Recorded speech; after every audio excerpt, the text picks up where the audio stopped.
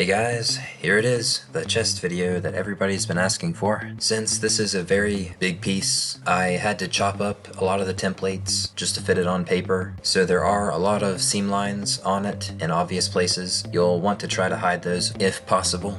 Just on a side note, I did set up a Patreon account if you want to support me that way. If not, that's totally fine. I just uploaded some images of like the work in progress of this suit. There's even like a full white version of the clone costume before I painted it on there. But again, that's nothing necessary to build this costume. My templates will always be free. Any content that I put on Patreon will always just be bonus content, so you don't have to worry about that. Anyway, moving on. So the chest portion of the armor has a lot of templates for it. I combined the chest and the back together just to make it more clear that they're kind of one piece. And I'm also going to cover the pauldron in this video because that just makes sense.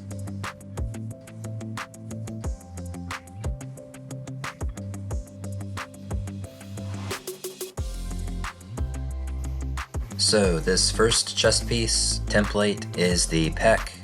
This one you'll of course want to flip over to get both sides, and sadly it does have probably the worst seam line right in the middle. I couldn't find a way to not have that in the template, but it's okay if you fill it in and sand it a little, it'll go away for the most part. Here you can also see the underside of the pec. It's at a pretty sharp angle, so you'll probably want to cut that piece off completely and then just bevel it and then glue it back on. There's a lot of beveling going on in the chest, especially underneath it, to get that nice sharp edge, because that's pretty distinctive for clone troopers. None of them have just a flat chest piece. Here you'll also get a good view of the inside of the chest, just seeing those bevels once again. I would recommend gluing it on initially with contact cement, but then reinforcing that with hot glue on the inside just to make that connection stronger. So the next template we'll look at is the underside of the chest. This piece is pretty easy. It's just like a straight piece of foam. You curve it a little, and once again, just like the last few videos, you'll want to match those numbers to the correct number, and as long as you match the numbers, then you'll be fine.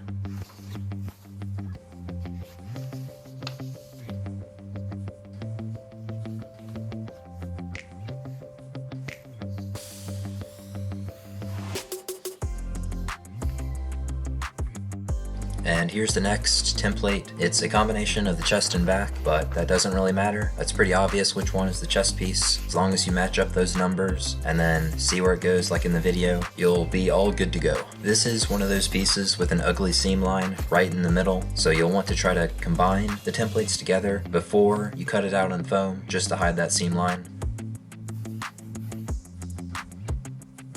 On to the next template, and we've got another combination of chest and back, but yet again, just follow the numbers and line them up and try to combine them on paper, and you should be all good to go.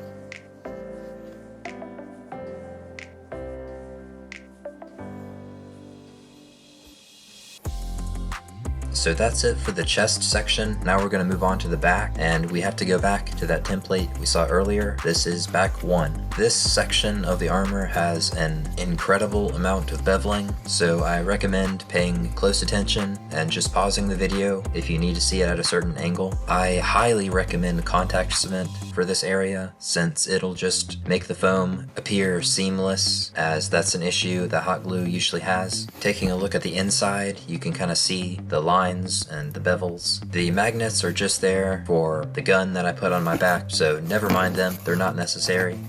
And just like with many other parts of the armor, you'll need to flip this one over and trace a second one on there, and also pay attention to the bevel lines, as those are extremely important for the back section. Moving on to back 2, and this is another large piece, and unfortunately it does have a seam line at the bottom, so you'll want to try to combine the templates again. But again, just match those numbers and you should be good. As you can see, that edge at the top is where the neck connects together, and I just glued mine together since I can fit my head through, no problem. But as you could see earlier, I left the sides open, and that's where I put magnets for it to close, but we'll get to that later.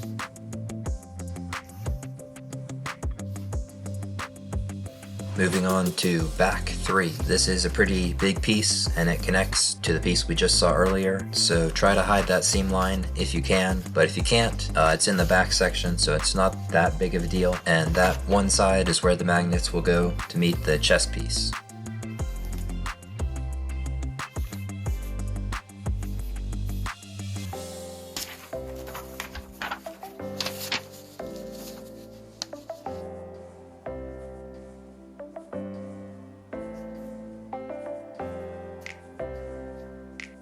Here we have back 4, and matching up those numbers is very important here. You don't want to get it confused because the angles are very different for the top and bottom. There's also a ton of beveling involved, so you may want to just cut the pieces out individually and then bevel them and then glue them back together. That big rectangle on the inside you'll want to cut out but then save it so you can glue it back in later, just at an indented level so that you can add the little button details on the back later. And those little gray button pieces are on the Greeblies page, so don't worry about them not being on the back section.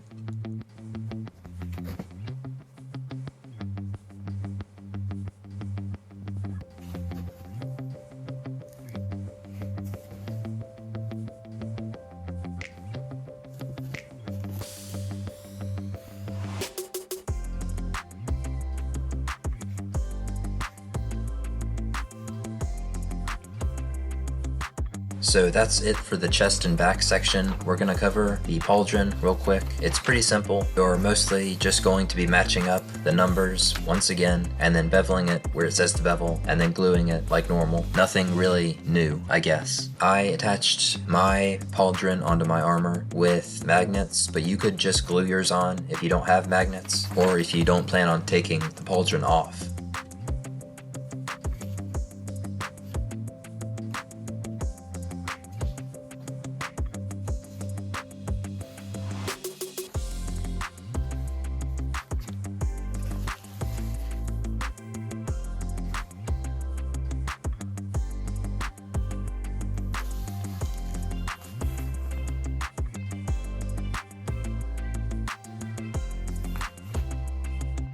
Here's the next page of the pauldron, and once again, just connect the pieces with the numbers and you should be good. These two pages are going to form kind of a square around your neck, which is the base of the pauldron, and it's kind of at a rounded angle when you finish it, which will nicely curve over top of the chest piece.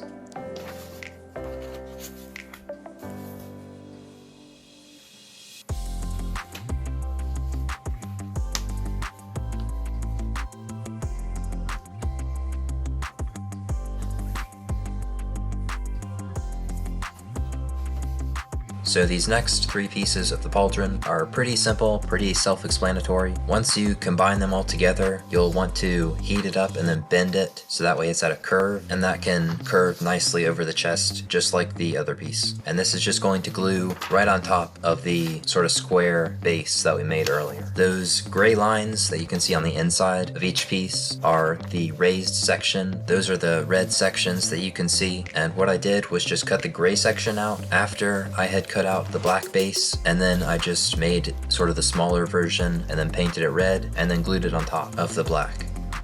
So now we'll look at the ammo pouch on the front of the pauldron. This is extremely simple. It's just two big pieces of foam. I used a thicker foam for this part, that's why it pops out a little more, but you can pretty clearly see where each of the pieces go, and each of the buttons are just smaller foam, 2mm thick, and then the pouch top is just 5mm thick. But you can really use any thickness. Don't think you have to replicate mine exactly. After all, mine is not perfect.